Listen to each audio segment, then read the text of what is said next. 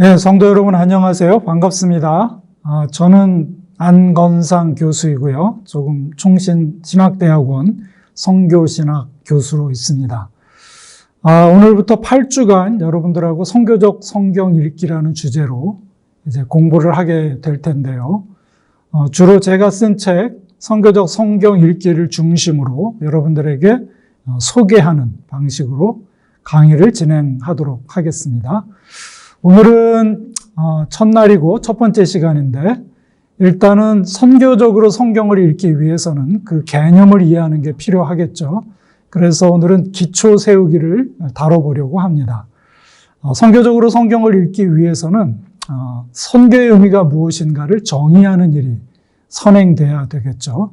그래서 선교가 무엇인가를 간략하게 다뤄보고 그리고 그러한 관점에서 어떻게 성경 본문을 읽을 것인가 하는 것을 생각해 보도록 하겠습니다. 먼저 성경적 성경 이해를 살펴보려고 합니다. 재미있는 것은 성경에는 선교라는 단어가 나오지 않습니다. 영어로는 미션이라는 단어가 성경에 존재하지 않는다는 것인데요. 그렇다고 해서 선교라는 단어가 성경적이지 않은 용어는 아니고 그 선교라는 단어의 그 미션의 어원적 그 기초는 보낸다라는 미토, 보냄, 미시오라는 라틴어에서 나온 용어입니다. 이 미시오 미토는 이제 보낸다는 의미를 가지고 있죠. 그래서 선교는 한마디로 보내심이라고 할 수 있는데 특별히 하나님의 보내심을 의미합니다. 그래서 한마디로 선교는 하나님의 목적이 있는 보내심이다 라고 말할 수 있습니다. 이런 관점으로 성경을 읽어보면 구약과 신약은 하나님의 보내심의 이야기로 가득 차 있죠. 그런 점에서 성경은 선교의 책이라고 말할 수 있겠습니다. 그런 관점에서 우리가 좀 더 구체적으로 선교가 무엇인가를 정의할 필요가 있겠습니다. 지금 우리에게 익숙한 선교는 근대 서양의 선교 운동의 영향으로 해외에서 펼치는, 해외 타문화권에서 펼치는 기독교 사역으로 이해하고 있죠. 구체적으로는 복음을 전하고 교회를 개척하는 것과 또 사회적인 섬김을 펼쳐나가는 것을 선교라고 이해하고 있습니다. 그것은 중요한 선교이죠. 요즘 이 선교가 많이 약화되고 있는데 앞으로 더 많은 선교, 이와 같은 선교 사역이 펼쳐져야 할 것으로 생각하고 있습니다. 그러나 우리가 유념해야 할 것은 그것이 중요한 선교인 것은 맞지만 해외 타문화권에서 펼치는 기독교 사역이라는 선교가 선교의 모든 것은 아니라는 것이죠. 우리는 좀 더 성경을 통해서 선교에 대한 포괄적이고 또 폭넓은 이해를 가져야 될 필요가 있습니다. 그런 점에서 저는 선교를 선교의 트라이앵글이라는 관점에서 정리합니다. 그러니까 트라이앵글이니까 세 개의 꼭지점이 있겠죠. 그 꼭지점을 말씀드리자면 먼저 삼위일체입니다. 그리고 두 번째는 하나님의 나라, 세 번째는 교회이죠. 그러니까 선교는 이 세 가지 꼭지점과의 관련성 속에서 이해해야 균형 잡힌 선교 이해가 될 수 있다는 것입니다. 먼저 삼위일체 선교를 얘기 드리면 선교는 삼위일체 하나님의 사랑과 연합의 관계에서 비롯된다는 것이고 또 선교와 하나님의 나라는 선교는 하나님의 나라를 지향한다고 말할 수 있습니다. 그리고 교회의 선교는 교회는 하나님의 선교의 공동체로 하나님의 선교에 참여하는 역할을 한다는 것입니다. 이것이 선교의 트라이앵글이라고 말할 수 있습니다. 그러면 그 첫 번째 부분인 삼위일체 하나님의 선교에 대해서 생각해 보도록 하겠습니다. 제일 중요한 부분은 선교가 삼위일체 하나님의 관계적 본성에서 비롯된다는 것입니다. 더 구체적으로는 삼위일체 하나님의 사랑과 연합의 관계에서 선교는 시작된다는 것입니다. 성경을 자세히 읽어보면 우리 하나님은 삼위일체 하나님이신데 사랑의 하나님이시죠. 아버지 하나님은 사랑하시는 분이시고 아들 하나님은 사랑받으시는 분이십니다. 성령 하나님은 성령의 코이노니아, 즉 성령의 띠가 되시는 사랑으로 연결하시는 그런 분이라는 것을 알 수 있습니다. 그래서 우리 삼위일체 하나님은 사랑 안에 완전히 연합해 계신 분이라고 이야기할 수 있습니다. 바로 이 사랑의 하나님의 관계성 속에서 선교가 비롯되는 것이죠. 영원한 하나님의 선교는 영원전부터 하나님, 삼위일체 하나님이 가지셨던 이 사랑의 관계 속에서 그 기원을 찾을 수가 있습니다. 그래서 하나님의 사랑이 선교의 가장 깊은 원천이고 더 깊은 곳으로 들어가는 것은 불가능하다. 하나님이 사랑이시기 때문에 선교가 존재한다라고 이야기할 수 있습니다. 선교는 하나님의 사랑의 공동체, 즉 삼위일체의 공동체가 온 우주에 무한히 확장되는 것이라 말할 수 있습니다. 우리 삼위일체 하나님은 사랑으로 연합되신 분이기 때문에 거기에 결핍이나 또 고독, 외로움이 없습니다. 완전한 사랑 가운데 모든 것이 자족하신 분이시죠. 그런데 왜 하나님께서 세상을 창조하셨을까요?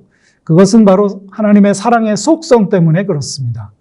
사랑은 언제나 반영되고 확장되는 그러한 특성이 있죠. 사랑은 가둘 수가 없는 것입니다.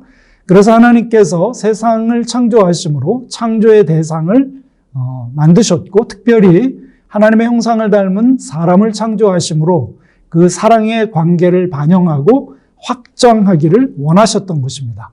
그것이 바로 선교라고 말할 수 있는 것이죠. 중요한 것은 이 선교가 삼위일체 하나님의 사랑의 공동체를 세상에 확장해 가는 것이라고 하는 점입니다. 이것은 선교에 대해서 굉장히 중요한 함의를 갖는 사실인데요. 우리가 선교를 하는 목적이 바로 세상 가운데 삼위일체 하나님의 사랑의 공동체를 세워나가는 것이라고 말할 수 있고 선교를 이렇게 이해하게 되면 우리가 사역을 어떻게 펼쳐가야 하는가, 선교의 목적이 무엇인가를 우리가 특정할 수 있고 그에 기초해서 선교를 펼쳐갈 수 있게 됩니다. 이런 관점에서 선교를 이해하게 되면 선교는 굉장히 넓은 범위를 가지고 있습니다. 선교는 창조에서 새 창조까지 이어지는 하나님의 역사라고 말할 수 있겠습니다.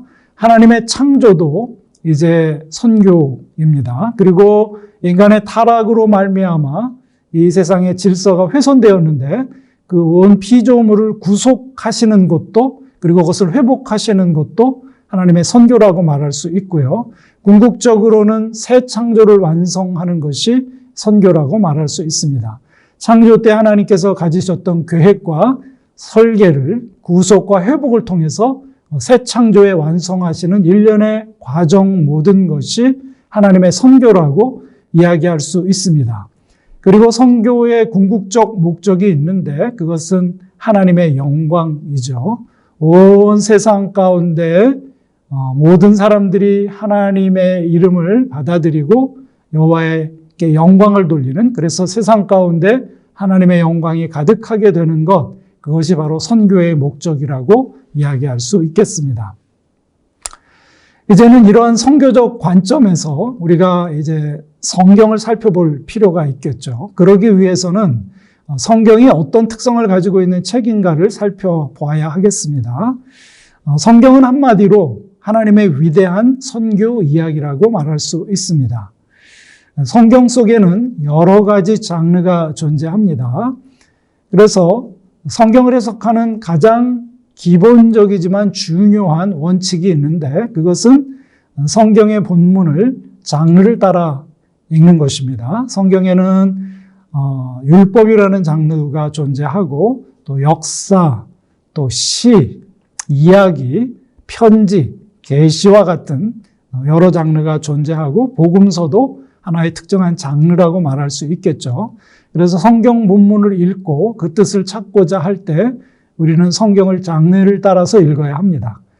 역사는 역사로 읽고 또 율법은 율법으로 읽고 계시는 계시로 읽고 또 이야기는 이야기로 읽고 또 편지는 편지로 읽어야 한다는 것이죠. 장르의 관점에서 성경을 보면 성경에는 많은 장르가 존재하는데 그중에 이야기가 많이 포함되어 있습니다. 그리고 어떤 본문은 이야기 장르에 속하지는 않지만 이야기를 배경으로 하고 있는 경우가 많죠. 시편을 읽을 때 그 배경이 되는 다윗의 이야기를 알게 되면 그 시편의 내용이 우리에게 더 가슴에 와 닿게 되고, 또 바울의 편지들을 읽을 때 바울과 그 교회들 간의 이야기를 알게 되면 바울의 메시지를 좀 더 명확하게 이해할 수 있죠. 가장 중요한 점은 성경 전체가 하나의 이야기라는 사실입니다. 아리스토텔레스라는 사람이 시학에서 이야기의 구성 요소를 얘기했는데요. 그것은 모든 이야기는 시작과 중간과 끝이 있다라고 얘기했습니다. 아주 단순한 얘기인데 굉장히 중요한 의미를 가지고 있는 진술입니다. 만약에 성경 전체가 하나의 이야기라면 거기에는 시작과 중간과 끝이 있어야 되겠죠. 성경 이야기의 시작은 창조이고 또 성경 이야기의 끝은 새 창조라고 할 수 있습니다. 그리고 그 안에 중간을 구성하는 많은 구속과 회복의 이야기들이 자리 잡고 있습니다.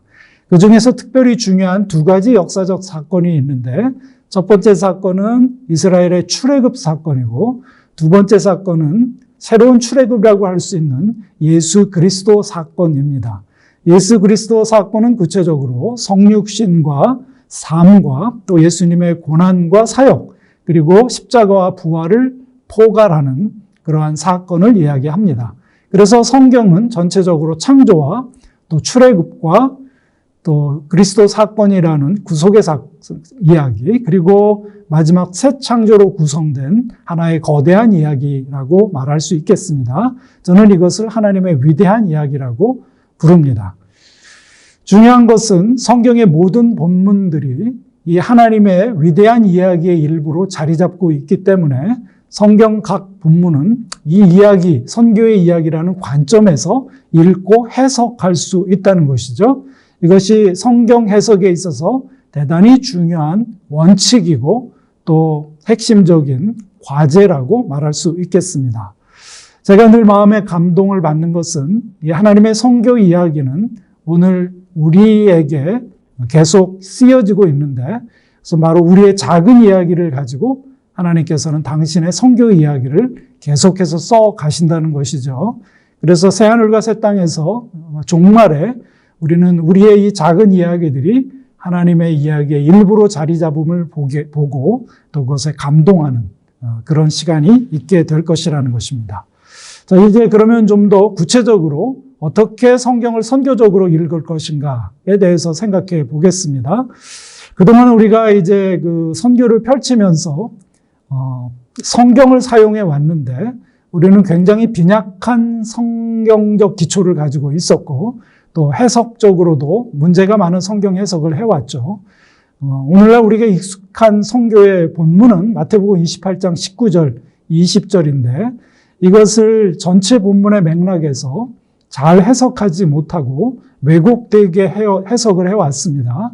그래서 선교라고 하면 그 마태복음 28장 본문에 나오는 가라는 곳에 초점을 둬서 선교는 가는 것이다라는 생각을 많이 했습니다.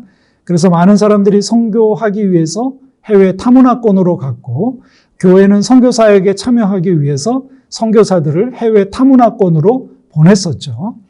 가는 것이 중요하기는 하지만 이 가라라는 말은 이제 우리가 아는 마태복음 28장 19절, 20절의 중심적인 그 동사가 아닙니다. 그 본문의 동사는 제자를 삼으라는 하나만 존재할 뿐이죠. 그래서 제자를 삼기 위해서 가고 그리고 세례를 주고 예수님의 가르침을 가르쳐 지키게 하는 것이 제자를 삼는 그런 방식이 되겠습니다. 이것이 무엇을 얘기하냐면 우리가 빈약한 성경적 기초를 가지고 성경을 사용해 왔고 또 그것도 성경 해석에 있어서 문제점을 가지고 있었다는 말입니다. 중요한 것은 성경 전체가 하나님의 선교의 이야기이기 때문에 모든 성경의 본문이 그 하나님의 선교 이야기의 일부로 자리 잡고 있고 그래서 우리는 모든 성경 본문을 하나님의 선교의 이야기라는 관점에서 읽고 해석할 수 있다는 것이죠. 특정 몇몇 본문이 선교와 관련이 되어 있기 때문에 그것에서 선교적 신학을 세워나가는 것이 아니라 성경 전체가 하나님의 선교의 이야기이기 때문에 그러한 관점에서 모든 본문을 선교적으로 읽고 그것에서 선교적 의미를 찾아갈 수 있다는 것입니다. 성경 해석의 일반적인 가장 중요한 원리 중에 하나는 무엇이냐, 목적 중에 하나는 무엇이냐면 성경 읽기는 단순히 우리가 지식을 얻기 위해서 하는 것이 아니고 하나님의 선교 백성으로 형성되고 변화되기 위해서 성경을 해석하는 것입니다. 그러니까 성경 해석의 목적이 형성과 변화라는 점이 대단히 중요하고 선교적 성경 읽기는 그런 점에서 우리가 하나님의 선교의 백성으로 선교의 공동체로 형성되기 그리고 또 변화되기 위해서 성경을 읽고 해석하는 것이다 하는 점이 대단히 중요하겠죠. 자, 시간이 많지 않지만 간략하게 몇 가지 해석의 지침을 말씀드리고 나중에 여러분들이 책을 참고하시기를 바랍니다. 스스로 성경을 읽고 해석하는 것이 중요하다. 주석책이나 신학책을 참고하기 전에 스스로 성경을 반복해서 읽고 묵상하고 성찰하는 것이 중요하고 그 다음에 성경을 읽을 때 전후 문맥을 고려하면서 면밀하게 성경을 읽어가는 것이 중요하겠습니다. 이것과 관련해서 성경의 문맥을 이해하는 것이 중요합니다. 모든 성경의 본문은 전후에 다른 성경 본문과의 관계성 속에서 존재하고 그래서 그 문맥을 고려해야 되고 또 각 성경의 본문은 각 책 속에 존재하기 때문에 그 책이 가지고 있는 문맥을 고려하고 또 구약이면 구약의 책이면 구약이라는 문맥 그리고 신약이면 신약의 문맥을 고려하고 또 마지막으로는 성경 전체 정경이라고 하는데 캐논의 문맥을 고려하면서 성경을 읽는 것이 필요하다는 것이고요. 그리고 이제 성경적 성경 읽기에서는 하나님의 선교 이야기라는 관점에서 그 본문이 어떤 위치를 차지하며 어떤 의미를 갖는지를 고려하는 것이 중요하겠습니다. 그리고 또 한 가지는 우리가 개인으로서 혹은 공동체로서 우리가 처해 있는 상황, 저는 그것을 선교적 상황이라고 부르는데 그것을 정직하게 인식하는 것이 중요하다. 정직해야 한다는 것이고 그리고 전문가들의 도움을 받을 수 있죠. 신학자들이나 목사님들의 도움을 받아서 그것을 참고하면서 성경을 읽는 것도 필요한 작업이고 그것이 꼭 필연적인 것은 아니지만 우리에게 많은 도움을 준다는 것이고 아까 말씀드린 대로 성경 읽고 해석하는 목적을 지식을 쌓는 것이 아니라 우리가 하나님의 뜻에 맞게 형성되고 또 변화되기 위한 목적으로 성경을 읽는 것이 중요하다는 것입니다.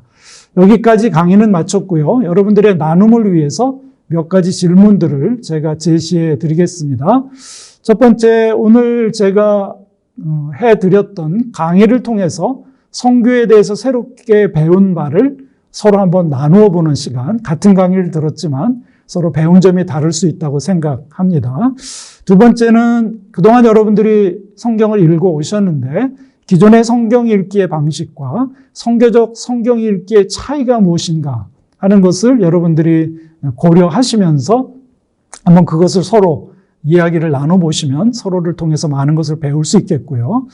그리고 앞으로 이제 선교적 성경 읽기를 배우셨고 또 배울 것이니까 어떻게 선교적 성경 읽기를 실천할 것인지 개인적으로 혹은 또 공동체적으로 성경적 성경 읽기를 해나갈 구체적인 계획과 방안에 대해서 서로 한번 나눠보시는 시간을 갖기를 바랍니다. 오늘 기초 세우기를 마쳤고요. 이어지는 강의에서 좀 더 구체적인 내용을 성경 본문을 통해서 강의를 진행해 보도록 하겠습니다. 여러분들 감사합니다.